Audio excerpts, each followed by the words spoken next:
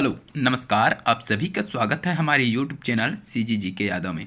आज की इस वीडियो में हम छत्तीसगढ़ के 10 अति महत्वपूर्ण प्रश्न लेकर आए हैं जो हर एक एग्ज़ाम में पूछा जाता है। ठीक है, तो जितने भी छत्तीसगढ़ में आगामी एग्ज़ाम है उसके लिए बहुत ही हेल्पफुल हो गए। वीडियो को अंत तक जरूर देखिएगा बिना स्किप किए, क्योंकि हर एक प्रश्न सेलेक्टेड है, एग्ज़ाम में आने लायक है। ठीक है, पहला प्रश्न देखेंगे, भारत के अभेद्य किलों में गिना जाता है। तो भारत के अभेद्य किलों में किसको गिना जाता है ये बताना है। चित्तौड़गढ़ किला दिया है, रायगढ़ की किला, रतनपुर का किला दिया है और बिलासपुर का किला। जिसको भी पता रहेगा कमेंट करके आंसर जरूर बताइएगा। ठीक है, ये 10 प्रश्न है लेकिन सारे सेलेक्टेड प्रश्न हैं। 10 में से आपने कितने प्रश्न सही किए हैं कमेंट में जरूर बताइएगा।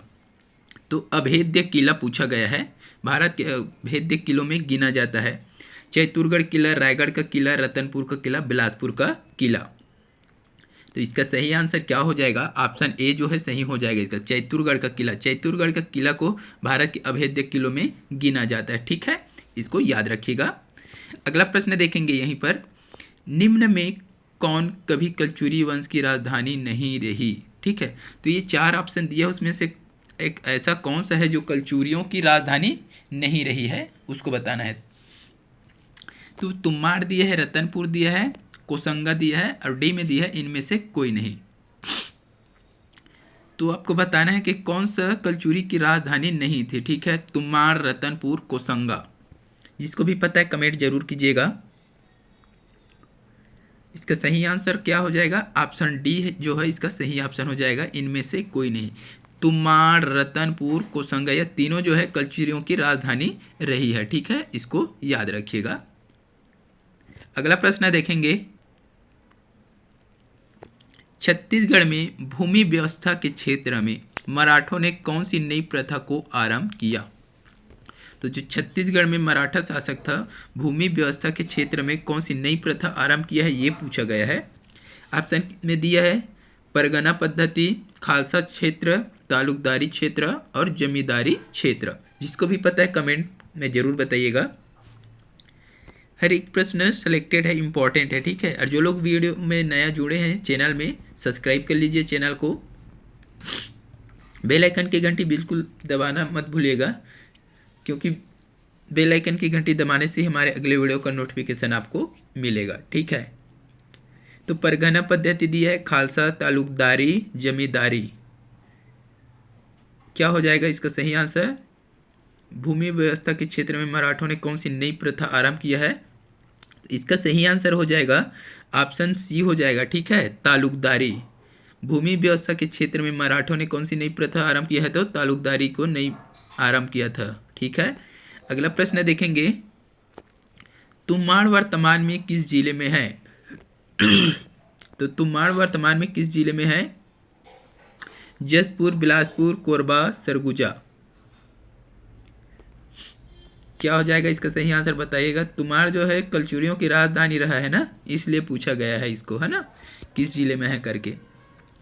तो जशपुर, बिलासपुर, कोरबा, सरगुजा लगभग सभी को पता होगा, सभी का कमेंट में आंसर आना चाहिए। इसका सही आंसर हो जाएगा ऑप्शन सी हो जाएगा, कोरबा। तुम्हार जो है कोरबा में है वर्तमान में। ठीक है, अगला प्रश्न देखेंगे,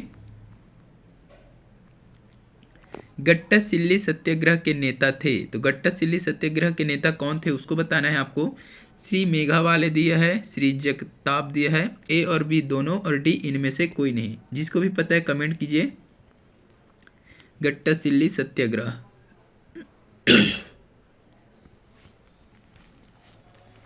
जिसको भी पता होगा कमेंट जरूर कीजिएगा। श्री मेघावाले, जगताप, ए और बी दोनों और डी इनमें से कोई नहीं।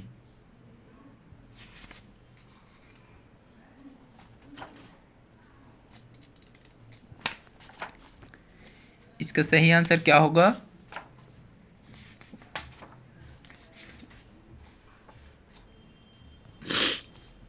इसका सही आंसर हो जाएगा ऑप्शन सी हो जाएगा। ठीक है, ए और बी दोनों, इसको याद रखिएगा। श्री मेघावाले और श्री जगताप यह दोनों गट्टासिल्ली सत्याग्रह के नेता थे। ठीक है, तो जून 1930 में गट्टासिल्ली सत्याग्रह कब हुआ था? जून 1930 में। ठीक है, तो नारायण राव मेघावाले, नथु जगताप जी व बाबू छोटेलाल श्रीवास्तव, ये तीनों थे, है ना। और साथ में इसका कौन था, बाबू छोटेलाल श्रीवास्तव भी थे, इसको भी याद रखिएगा। तो मेघावाले हो जाएगा, जगताप हो जाएगा, और वो छोटेलाल श्रीवास्तव जी वो भी हो जाएंगे। ये तीनों के नेतृत्व में गट्टासिली सत्याग्रह हुआ था, ठीक है। तो अंग्रेजों के शोषण वन कानून के विरोध में यह सत्याग्रह किया गया था। गट्टासिली सत्याग्रह क्यों किया गया था ये भी पूछा जा सकता है। तो अंग्रेजों के जो शोषण कर रहे थे अंग्रेज, उसके विरुद्ध और वन कानून के विरुद्ध यह सत्याग्रह हुआ था, इसको याद रखिएगा। कब हुआ था ये भी पूछता है ना, तो 1930 में, ठीक है। इसको अच्छे से देख लीजिएगा। अगला प्रश्न देखेंगे, यूरोपीय यात्री ब्लंट छत्तीसगढ़ किस वर्ष में आए थे। तो यूरोपीय यात्री है कैप्टन ब्लंट, है ना, वो कैप्टन ब्लंट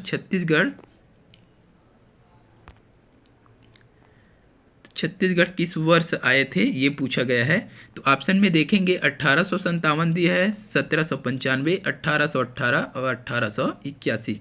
जिसको भी पता है कमेंट जरूर कीजिएगा।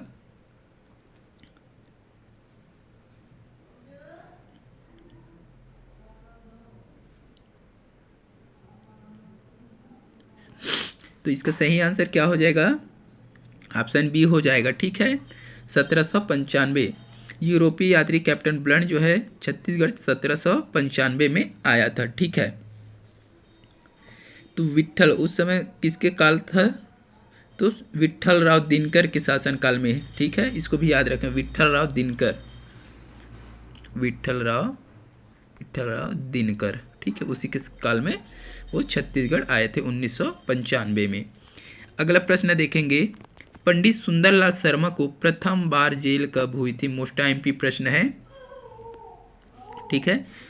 पंडित सुंदरलाल को प्रथम बार जेल कब हुई थी ये पूछा गया है। तो 1907 दिया है, 1922, 1918 और 1917। जिसको भी पता है कमेंट कीजिए, और जो लोग वीडियो को लाइक नहीं किए हैं लाइक कर दीजिए, शेयर कीजिए।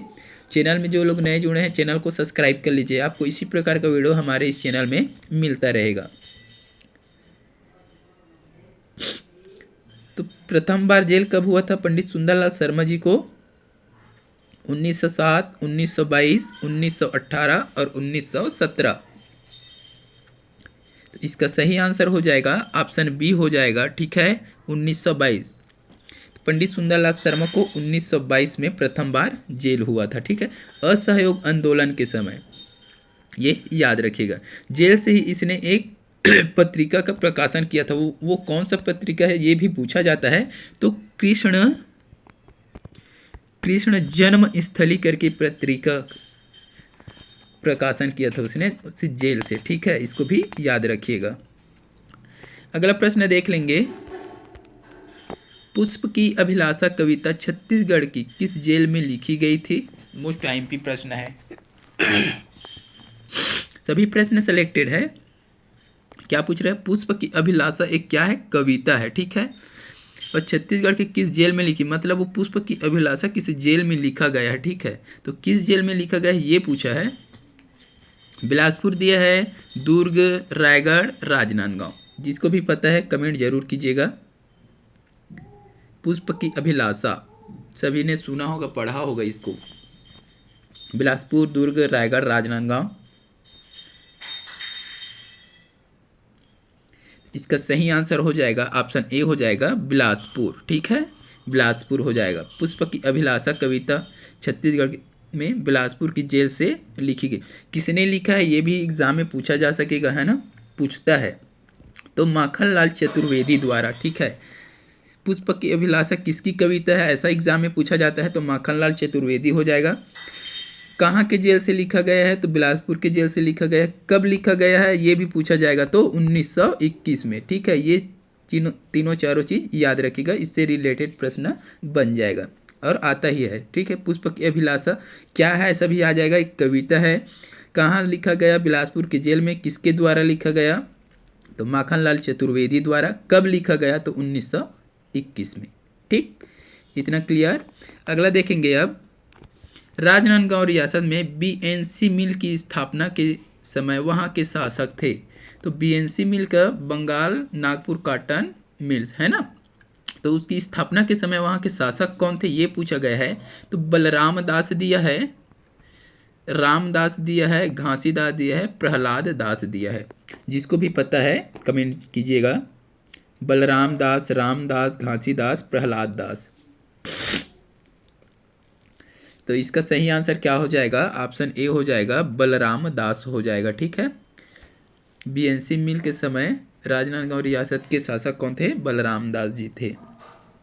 इसको याद रखिएगा।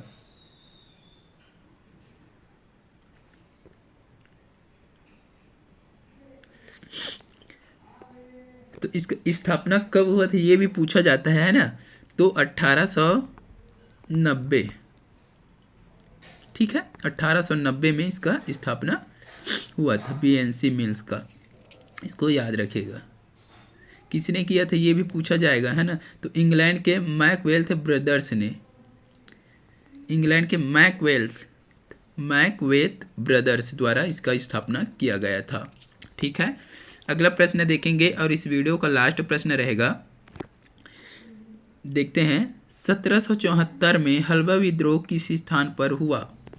तो क्या दिया? डेट दे दिया गया है 1774 में हल्बा विद्रोह किस स्थान में हुआ। ये सभी लोग पढ़े होंगे इसको। ठीक है।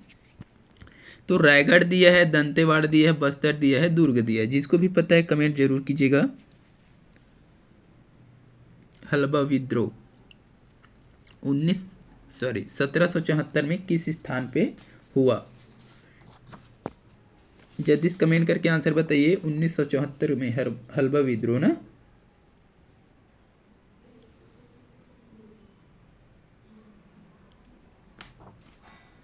क्या हो जाएगा इसका सही आंसर बताइएगा।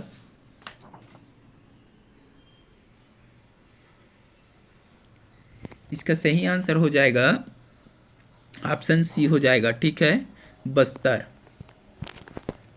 हल्बा विद्रोह कहाँ हुआ? 1974 में बस्तर। ठीक है। तो आज की इस वीडियो में इतना ही। आशा करता हूँ वीडियो अच्छी लगी होगी। जो लोग लाइक नहीं किए हैं लाइक कर दीजिए, शेयर कर दीजिए। चैनल में नए जुड़े हैं वो लोग चैनल को सब्सक्राइब कर लीजिए। आपको इसी प्रकार का वीडियो मिलता रहेगा। आपने कितने प्रश्न इसमें से सही किए हैं कमेंट करके ज़रूर बताइएगा। जल्द मिलते हैं इसी प्रकार के अगले वीडियो के साथ। तब तक के लिए वंदे मातरम। जय हिंद, जय छत्तीसगढ़।